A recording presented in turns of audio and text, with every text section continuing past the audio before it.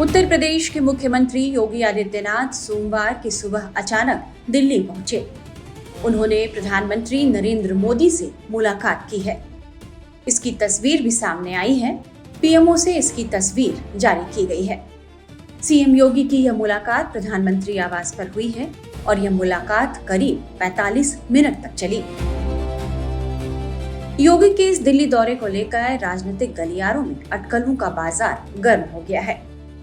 दरअसल सियासी अटकलें यह लग रही हैं कि अगले साल होने वाले विधानसभा चुनाव के मद्देनजर उत्तर प्रदेश में मंत्रिमंडल विस्तार और सांगठनिक फेरबदल भी हो सकता है। समझा जा रहा है कि सीएम योगी की पीएम मोदी से मुलाकात इसी सिलसिले में हुई है। मीडिया रिपोर्ट्स के मुताबिक यह बताया जा रहा है कि इस बैठक में प्रदेश की विकास योजनाओं के साथ साथ आगामी राजनीतिक रणनीति पर भी चर्चा हुई है, जिसमें खास तौर पर कैबिनेट में बदलाव को लेकर बातचीत हुई है। हालांकि गौर करने वाली बात यह है कि सीएम योगी ऐसे समय में दिल्ली आए हैं जब यूपी के दोनों डिप्टी सीएम केशव प्रसाद मौर्य और ब्रजेश पाठक दिल्ली में हैं। ब्रजेश पाठक ने सोमवार को बीजेपी के कार्यकारी अध्यक्ष नितिन नवीन से मुलाकात की। ऐसे में मंत्रिमंडल विस्तार की चर्चा और जोरों पर है।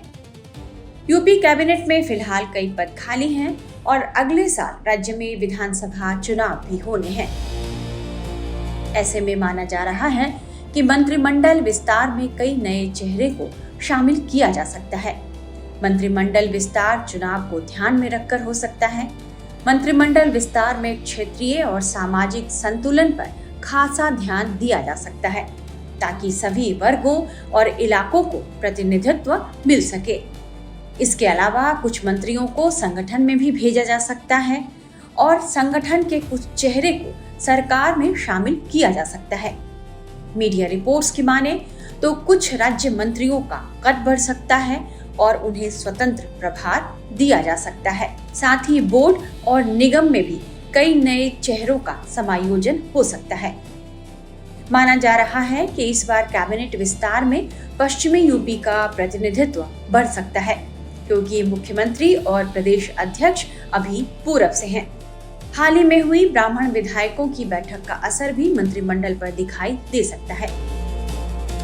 विधानसभा चुनावों को ध्यान में रखते हुए पश्चिमी यूपी के कई चेहरों को मंत्रिमंडल में शामिल किया जा सकता है।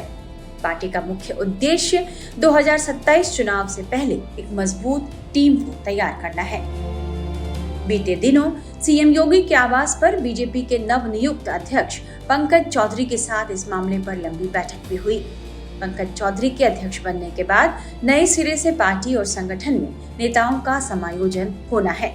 ऐसे में माना जा रहा है कि पूर्व प्रदेश अध्यक्ष भूपेंद्र चौधरी के साथ कई नए चेहरे को कैबिनेट में जगह मिल सकती है।